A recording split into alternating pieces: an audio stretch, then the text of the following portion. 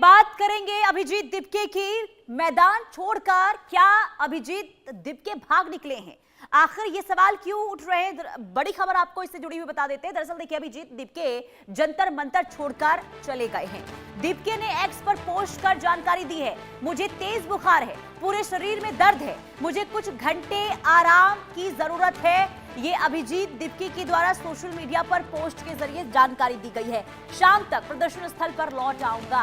तो paper leak पर 4 दिन से जारी भारी बवाल के बाद अब सवाल ये कि क्या कॉकरोच जनता पार्टी के संस्थापक अभिजीत दिपके मैदान छोड़कर भाग गए हैं? ये सवाल इसलिए क्योंकि अभिजीत दिपके अपने आंदोलनकारी साथियों को छोड़ गए हैं, जंतर मंतर से गायब हो गए हैं। जब खोज खबर हुई तो दिपके ने सोशल मीडिया पर अपने बीमार होने की सूचना दी है। उन्होंने सोशल मीडिया प्लेटफॉर्म एक्स पर लिखा है कि पिछले कुछ दिनों से मुझे तेज बुखार और पूरे शरीर में दर्द है, मैं पेन किलर खाकर काम चलाता रहा।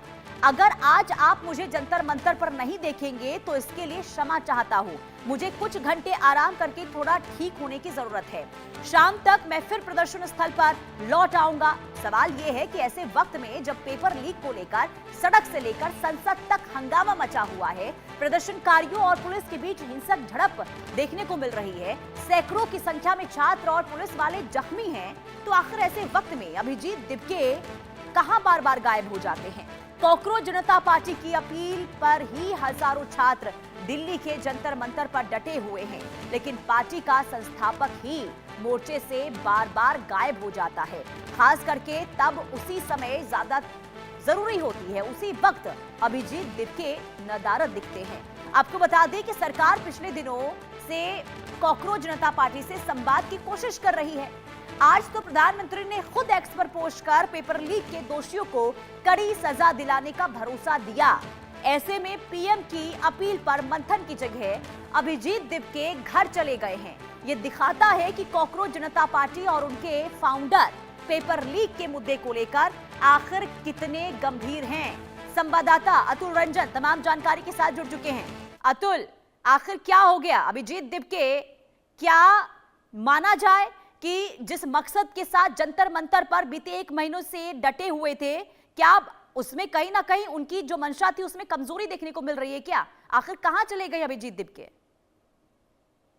ये देखिए, जो खबर आ रही है, अभिजीत दिपके ने खुद ही एक्स पर पोस्ट करके लिखा है कि वो पिछले 2 दिनों से शरीर में तेज दर्द और बुखार से पीड़ित थे और इस दौरान वो लगातार पेन किलर्स का इस्तेमाल करके जो है खुद को कंटिन्यू कर रहे थे प्रोटेस्ट स्टेज पर। लेकिन अब उनका ये पोस्ट आया है कि फिलहाल वो 2-3 घंटे आराम करना चाहते हैं और जिससे वो स्टेज पर नदारद रहेंगे। अब हालांकि उन्होंने ये साफ नहीं किया है कि वो कहाँ रुकने वाले और कहाँ आराम करने वाले हैं, लेकिन उम्मीद जताई जा रही है कि दिल्ली में जो उनका एक दोस्त है, जहाँ पर वो जिनके यहाँ वो अक्सर जाते हैं। इनफैक्ट शुरू में जब प्रोटेस्ट शुरू हुआ था तो वो अपने शुरू में जो वॉशरूम सवाल ये है ना, सवाल ये है अतुल कि आखिर चलिए मान लीजिए तबीयत खराब है, पेन किलर लेने की बात जो आ रही है, वो तो जहां पर वो धरना दे रहे थे वहां पर वो अपना उपचार करवा सकते थे। अगर सेहत में दिक्कत हो रही है, अगर उन्हें पहले से तबीयत खराब है, तो जहां पर मौजूद थे घटनास्थल पर, वहां पर रहकर वो अपना उपचार करवा सकते थे, दवाइयां ले सकते थे, ताकि जो उनके समर्थन में हजारों की संख्या में छात्र डटे हुए हैं उनको तो एक मनोबल मिलता ना।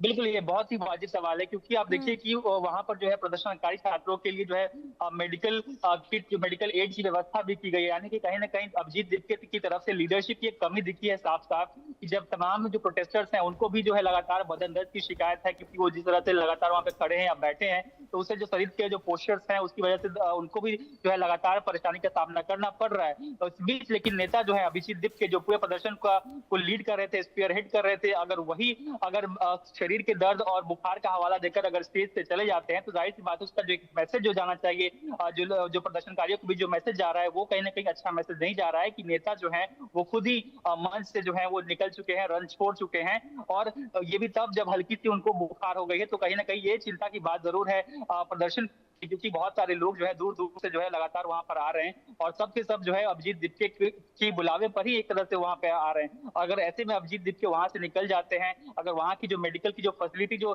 सीजेपी या उसकी जो वॉलंटियर्स है उन्होंने जो तैयार किया, अगर उस पर उन भरोसा नहीं दिखाते हैं, अगर वहीं पे जो बहुत सारे इनफैक्ट मैं आपको बता दूंगा कि जो बहुत सारे प्रदर्शनकारी हैं जिनको 20 जुलाई के प्रदर्शन के दौरान चोट लगी थी, वो भी वहाँ पर जो है जी। उसी हालत में जो है मौजूद हैं। नहीं तो लेकिन ये इस यही बीच अगर बताता है ना उनका अतुल ये तो यही बताता है ना कि एक बड़ा मुद्दा जिस पर आप सोचिए पूरी दुनिया की नजर है, वर्ल्ड मीडिया इसे कवर कर रहा है और अगर इतने संवेदनशील मुद्दे पर अगर अभिजीत दिपके ये कहते हैं कि तबीयत उनकी ठीक नहीं है, वो इसलिए वहां से चले गए हैं, तो ये बताता है कि वो संवेदनशील नहीं है इस मुद्दे को लेकर, गंभीरता नहीं है उनके अंदर।